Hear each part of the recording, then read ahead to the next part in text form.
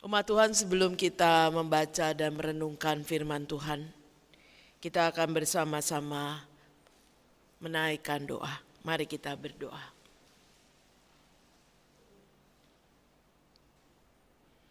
Kami datang ke hadapan-Mu, ya Allah Bapa kami.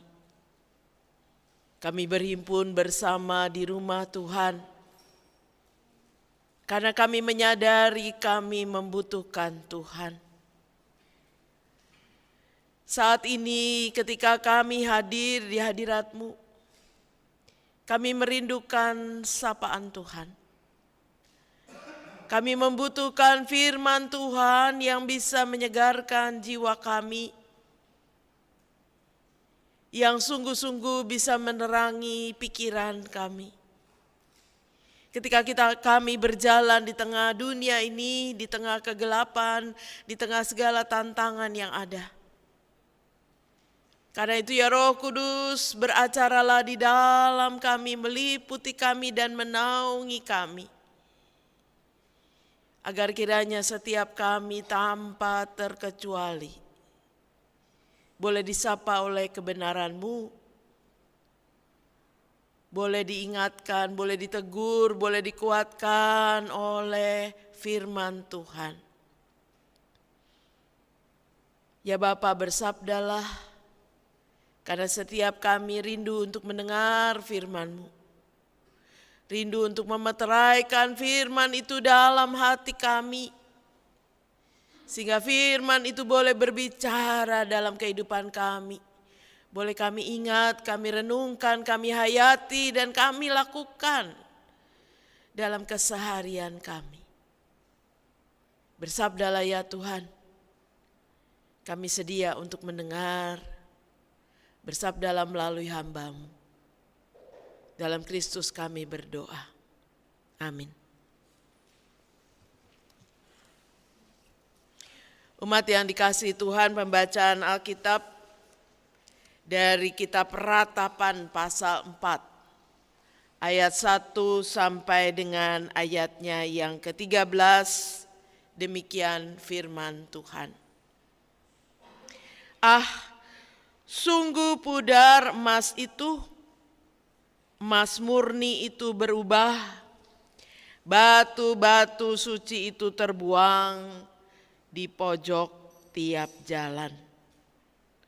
Anak-anak Sion yang berharga, yang setimbang dengan emas tua, sungguh mereka dianggap belanga-belanga tanah, buatan tangan tukang periuk. Serigala pun memberikan teteknya dan menyusui anak-anaknya. Tetapi putri bangsaku telah menjadi kejam, seperti burung unta di padang pasir. Lidah bayi melekat pada langit-langit karena haus. Kanak-kanak meminta roti, tetapi tak seorang pun yang memberi. Yang biasa makan yang sedap-sedap mati bulur di jalan-jalan. Yang biasa duduk di atas bantal kirmisi terbaring di timbunan sampah. Kedurjanaan putri bangsaku melebihi dosa Sodom. Yang sekejap mata dibongkar bangkir tanpa ada tangan yang memukulnya. Pemimpin-pemimpin lebih bersih dari salju dan lebih putih dari susu. Tubuh mereka lebih merah daripada merjan, seperti batu nilam rupa mereka. Sekarang rupa mereka lebih hitam daripada jelaga.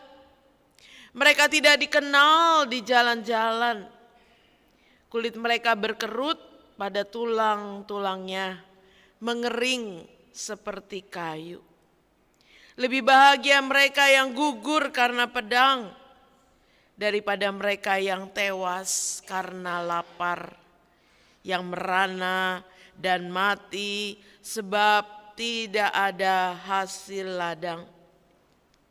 Dengan tangan sendiri wanita yang lemah lembut memasak kanak-kanak mereka untuk makanan mereka. tatkala runtuh putri bangsaku. Tuhan melepaskan segenap amarahnya, mencurahkan murkanya yang menyala-nyala dan menyalakan api di Sion yang memakan dasar-dasarnya. Tidak percaya raja-raja di bumi pun seluruh penduduk dunia bahwa lawan dan seteru dapat masuk ke dalam gapura-gapura Yerusalem. Hal itu terjadi oleh sebab dosa nabi-nabinya dan kedurjanaan imam-imamnya yang di tengah-tengahnya mencurahkan darah orang yang tidak bersalah. Demikianlah pembacaan firman Tuhan. Berbahagia setiap orang yang mendengar firman dan yang memeliharanya. Haleluya.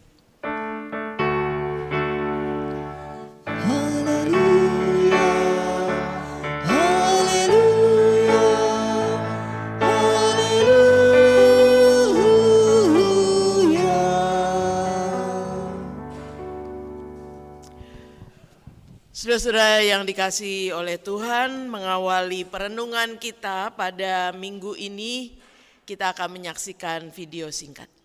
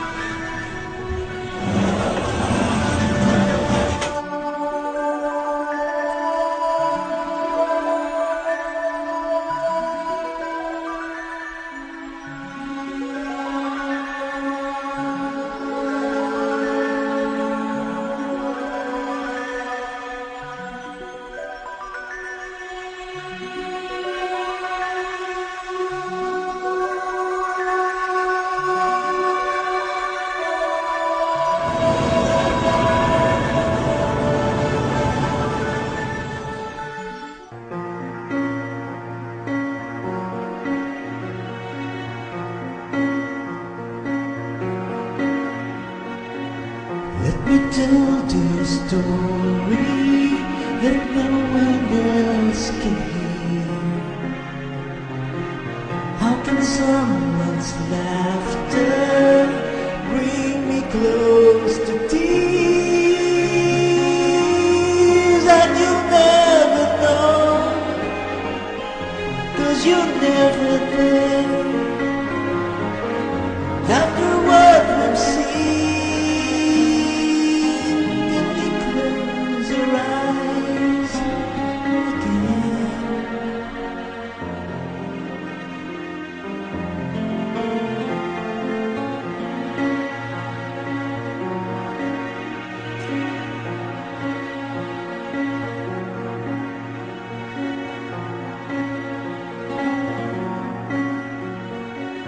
Let me tell this story, you won't think it's true.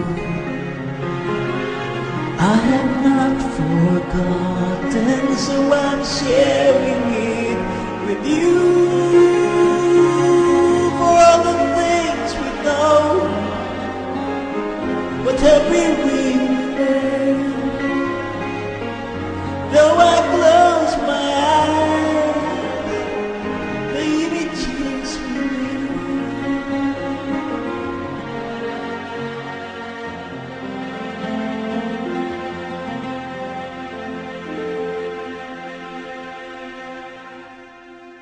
And the story begins again.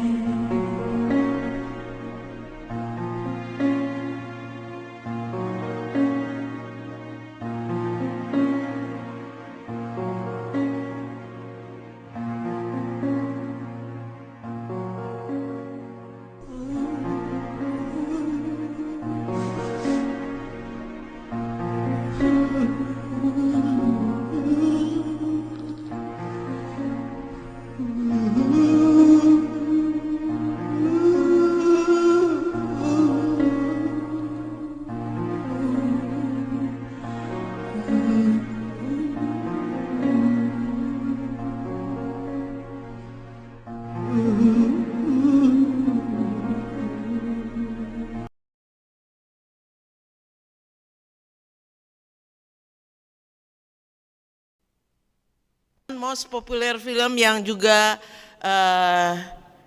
berhasil menjadi film yang favorit dalam salah satu kejuaraan tadi di awal ditulis ya. Dan ini true story. Kejadian yang terjadi di bagian negara Filipina. Karena itu tadi doanya secara Katolik, karena di sana banyak sekali orang yang beragama Katolik, mayoritas Katolik. Dan saudara-saudara, itulah tayangan yang kita saksikan. Bagaimana perasaan Anda ketika kita menyaksikan itu? Saya nggak bisa lihat perasaan ya. Perasaan itu sesuatu yang dari dalam, sesuatu yang kita rasakan. Yang pasti saya yakin para ibu yang ada di sini tidak pernah memberikan makanan sisa restoran untuk anak-anaknya. Saya yakin tidak ya. Sejelek-jeleknya makan nasi sama garam kalau perlu ya. Mungkin zaman kita kecil dulu kalau nggak ada makanan ya nasi sama garam dikecapin ya udah cukup ya. Atau nasi sama sambal aja udah cukup. Tapi saudara-saudara, itu kenyataan yang ada di sekitar kita. Apakah itu hanya ada di Filipina? Tidak. Di Indonesia pasti banyak. Sekalipun mungkin sekarang ini adanya di daerah pinggiran atau daerah yang tidak terjangkau ya. Dan tadi dikatakan di belahan dunia ini every day, setiap hari kurang lebih 25.000 orang mati karena kelaparan. Apalagi di tengah krisis global saat ini, kita bersyukur kita berada di negeri yang cuman ada musim penghujan dan musim kemarau. Bayangkan negara-negara yang punya 4 musim, ada musim dingin dan terjadi krisis energi di banyak belahan Eropa saat ini sedang berjuang untuk bisa hidup ya. Saudara-saudara, ini kenyataan di sekitar kita bahwa ada banyak orang yang lapar ya. Kalau kita bisa memilih hari ini saya mau makan apa? Mau makan nasi pecel atau mau makan nasi uduk atau mau makan Pizza Hut, ayam goreng, mungkin kita bisa milih nanti pulang gereja saya makan apa. Tapi ada banyak orang yang tidak bisa memilih dan bertanya, apa saya makan hari ini? Belum tentu makan 3 kali sehari. Syukur-syukur sekali sehari saja syukur. Atau bahkan makan makanan dari sisa orang lain karena tidak ada pilihan. Saudara-saudara, kenapa saya menayangkan ini di awal perenungan kita? Karena terus terang, ketika saya membaca ratapan 4 ya dalam persiapan khotbah beberapa hari ini, saya membaca ini terus terang hati saya miris. Karena ayat-ayat yang kita baca dari ayat 1 sampai ayat 13 adalah suatu penggambaran yang memprihatinkan. Kalau saudara baca ayat 1 sampai ayat 13, ini kabar buruk, ada sesuatu yang tidak menyenangkan, sesuatu yang miris. Ya, ketika kita membaca dalam teks itu bahwa anak-anak di Yerusalem itu menderita lapar, mereka minta roti tetapi orang tuanya tidak bisa memberikan roti, tidak ada makanan. Bahkan dikatakan lidah bayi-bayi itu melekat di langit-langit. Kalau sampai bisa lidah melekat di langit-langit itu berarti kering. Tidak ada air susu, tidak ada air yang membasahi. Dia berada dalam kehausan, dia berada dalam penderitaan, dan dalam teks kita dikatakan kondisi itu jauh lebih buruk dari serigala. Sebab sebagai hewan serigala bisa menyusui anaknya, bisa memberikan makanan untuk anaknya. Tapi ibu-ibu tidak bisa memberi makan anaknya. Betapa situasinya begitu menyedihkan. Ada kelaparan yang hebat yang terjadi di Yerusalem. Oleh karena itu kitab yang cuma 5 pasal dalam perjanjian lama ini ditempatkan setelah kitab Yeremia, dari katanya aja ratapan. Ini adalah kitab di mana Yeremia meratap. Orang kalau meratap itu karena orang sedih. Orang meratap itu karena dia menderita. Dan ini adalah kitab ratapan. Jadi saudara-saudara, menarik bahwa Alkitab kita ada kitab Mazmur yang 150 pasal. Dan kita disuruh bermazmur, bernyanyi, memuji Tuhan. Nyanyikanlah nyanyian bagi Tuhan. Tetapi Alkitab juga mengisi, salah satu kitabnya adalah ratapan. Bahwa kita juga bisa meratap kepada Tuhan, kita bisa mengeluh kepada Tuhan, kita bisa berseru kepada Tuhan di dalam penderitaan. Tidak apa-apa meratap. Tetapi kita bersyukur kitab ratapannya tidak 150 pasal. Cuma 5 pasal. Artinya Tuhan berharap kita menjadi orang-orang yang lebih banyak bermazmur, lebih banyak bersyukur daripada meratap. Dan saudara-saudara, ini ditempatkan setelah kitab Yeremia karena ratapan ini adalah ratapan yang diserukan oleh seorang nabi, yaitu Nabi Yeremia. Yeremia meratap, yang dia ratapi bukan nasibnya pribadi, bukan kepentingannya, bukan dirinya sendiri, bukan. Yeremia tidak meratap untuk dirinya sendiri. Tapi Yeremia meratap untuk bangsa Israel ketika dia melihat penderitaan dan kesengsaraan bangsa Israel. Dia datang kepada Tuhan meratap karena dia tidak sanggup melihat bagaimana bangsa pilihan Tuhan menjadi bangsa yang begitu sengsara, bangsa yang begitu menderita, bangsa yang berubah. Berubah karena sebelumnya bangsa Israel adalah bangsa yang terlihat kuat, bangsa yang besar, bangsa yang ditakuti, bangsa yang disegani. Tetapi kemudian bangsa Israel mengalami kehancuran dan keruntuhan. Nabi Yeremia meratapi nasib bangsa Israel yang justru mengalami pengepungan dari bangsa-bangsa lain. Bangsa-bangsa lain bisa masuk ke gapura-gapura Yerusalem dan menindas, menekan, bahkan membawa sebagian orang Yerusalem dibuang dan dibawa ke Babilonia. Sehingga yang tertinggal adalah bangsa yang porak-poranda. Ada banyak harta-harta yang dijarah. Bait suci itu terbuat dari emas murni. Dan banyak peralatan bait suci yang dibawa dan dijarah. Maka yang tertinggal adalah bait suci yang kemudian terbakar, bait suci yang kemudian sudah hilang keindahannya, bait suci yang hancur, yang kotor, yang tidak lagi terlihat mulia. Pada masa Raja Salomo menjadi raja, bait suci yang dibangun oleh Raja Salomo itu bait suci yang begitu indah, yang terbuat dalamnya kebanyakan dari emas murni, menjadi bait yang menjadi kemegahan dan kemasyuran orang Israel. Sehingga banyak orang berkunjung untuk melihat, dan salah satunya adalah Ratu Sheba. Tetapi sekarang semuanya sudah hilang. Semuanya sudah berbeda karena bait suci itu menjadi bait suci yang kemudian tidak terlihat keindahan dan kemegahannya. Keadaan Yerusalem hancur oleh karena penindasan bangsa lain.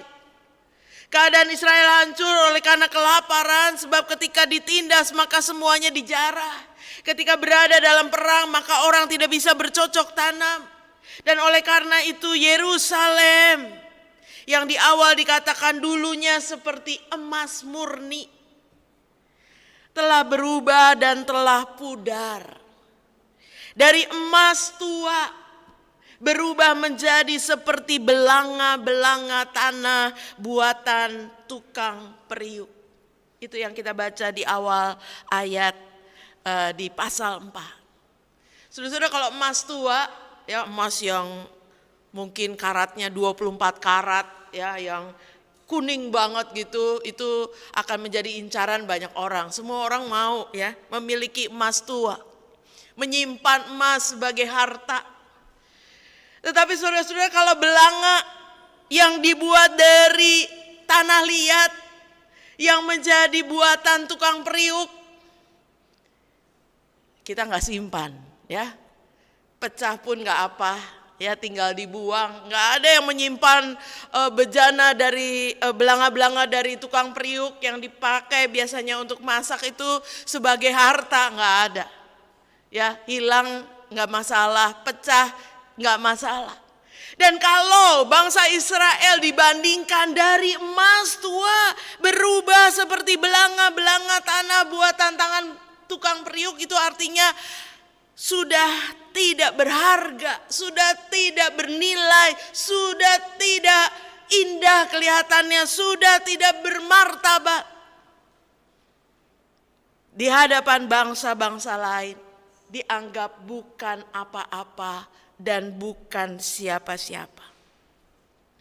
Nah, saudara-saudara, pertanyaannya, kenapa bangsa Israel mengalami kondisi-kondisi seperti itu?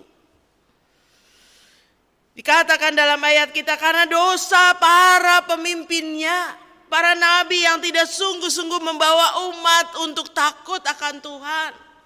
Para imam-imam yang mungkin menyelewengkan umat dari Tuhan, yang mementingkan kepentingannya sendiri. Dan umat Tuhan sendiri yang membelakangi Tuhan. Kalau kita membaca ayat kita mengatakan, kedurjanaan putri bangsaku melebihi dosa Sodom. Sehingga kemudian mereka mengalami penderitaan dan kesengsaraan. Sebab Tuhan melepaskan amarahnya dan menghukum bangsa Israel. Saudara-saudara, di tengah penderitaan, Tuhan sedang mendidik bangsa Israel untuk mengenal siapa Tuhan. Karena sebetulnya bangsa Israel pernah mengalami bagaimana Tuhan berpihak kepada mereka, bagaimana Tuhan menyelamatkan mereka, mengeluarkan mereka dari Mesir, membawa mereka ke negeri perjanjian, memberikan segala yang baik kepada mereka. Tetapi sebagai umat Tuhan, seringkali bangsa Israel menjadi bangsa yang tegar tengkuk, yang keras kepala, yang mau-maunya sendiri, dan meninggalkan Tuhan. Tapi pertanyaannya, apakah itu berarti bahwa Tuhan meninggalkan umat pilihannya? Bahwa Tuhan kemudian mengabaikan orang-orang yang Dia pilih itu? Tentu tidak. Sebab dalam ratapan Yeremia, dalam ratapan 3 ayat 23, 22 dan 23 dikatakan, tak berkesudahan kasih setia Tuhan, tak habis-habisnya rahmat-Nya, selalu baru setiap pagi besar kesetiaan. Tuhan adalah baik bagi orang yang berharap kepadanya dan mencari Dia. Ratapan ini tetap membuahkan satu harapan, bahwa Tuhan tidak pernah meninggalkan umatnya. Tuhan selalu setia dan tidak berkesudahan, tidak habis-habisnya, selalu baru. Bagi yang mencari Dia, bagi yang mendekat kepadanya, bagi yang berseru kepadanya. Karena itu saudara-saudara, di dalam tema berkarya dalam derita, apa yang bisa kita lakukan dalam penderitaan? Yang paling gampang meratap. Yang paling seringkali mudah kita lakukan adalah mengeluh. Kalau kita peratapan ada dalam Alkitab kita, itu berarti meratap adalah sesuatu yang wajar sebagai manusia. Ketika kita menghadapi penderitaan, kesulitan, kesedihan, kesakitan, secara manusiawi kita akan meratap. Mengapa Tuhan? Berseru kepada Tuhan. Tetapi saudara-saudara, kita tidak mau berhenti pada ratapan. Janganlah hari-hari kita hanya diisi dengan ratapan. Karena itu kitab ratapan tidak 150 pasal, cukup 5 pasal. Yang lebih banyak adalah Mazmur 150 pasal, kita diajak untuk menyanyi, memuji Tuhan, bersyukur kepada Tuhan. Berkarya dalam derita, dalam Roma pasal 5 ayatnya yang ketiga sampai dengan yang kelima dikatakan, kita malah bermegah dalam kesengsaraan kita. Karena kita tahu bahwa kesengsaraan itu menimbulkan ketekunan, dan ketekunan itu menimbulkan tahan uji, dan tahan uji itu menimbulkan pengharapan. Dan pengharapan itu tidak mengecewakan, karena kasih Allah telah dianugerahkan dalam hati kita oleh Roh Kudus yang dikaruniakan kepada kita. Saudara-saudara, apa yang mau dikatakan dalam kitab Roma itu? Ketika kita menderita, ketika kita mengalami kesengsaraan, jangan berhenti pada ratapan. Tetapi kita belajar untuk bermegah. Kalau Tuhan izinkan itu terjadi dalam hidupku, kesengsaraan itu akan menimbulkan ketekunan. Ketika kita mengalami kesengsaraan, kita akan bertekun. Bertekun dalam apa? Bertekun dalam doa. Bertekun dalam mencari Tuhan. Bertekun dalam sungguh-sungguh bersandar kepada Tuhan. Dan bertekun untuk melihat bagaimana Tuhan campur tangan dan berkarya. Kesengsaraan itu akan menimbulkan ketekunan, dan ketekunan itu akan menimbulkan tahan uji, dan tahan uji itu akan menimbulkan pengharapan. Dan kalau kita membaca kitab ratapan sampai pasalnya yang terakhir, pasal yang kelima, ditutup dengan doa untuk pemulihan. Harapan pemulihan Tuhan akan terjadi. Dan itulah yang seharusnya terjadi ketika kita mengalami kesengsaraan dan penderitaan. Kesengsaraan memberikan kesempatan kepada kita untuk bertekun di dalam Tuhan. Semakin dekat dengan Tuhan, semakin bergantung kepada Tuhan. Kalau kita menyadari akan segala dosa dan kesalahan kita, itu kesempatan untuk kita bertobat dan kembali kepada Tuhan. Jadi dalam penderitaan, Allah tetap akan berkarya untuk mendatangkan kebaikan pada akhirnya.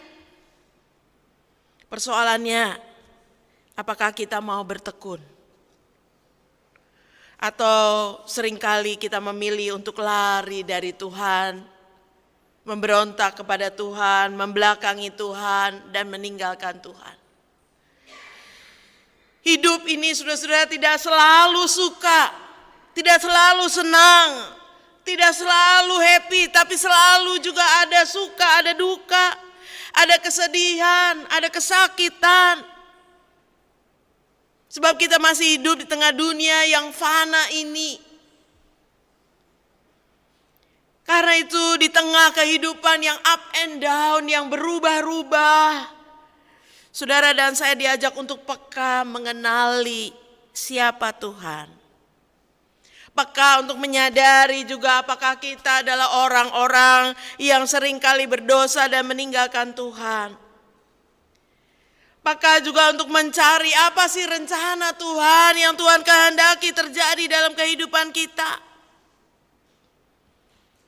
Jangan menyerah tapi bertekun.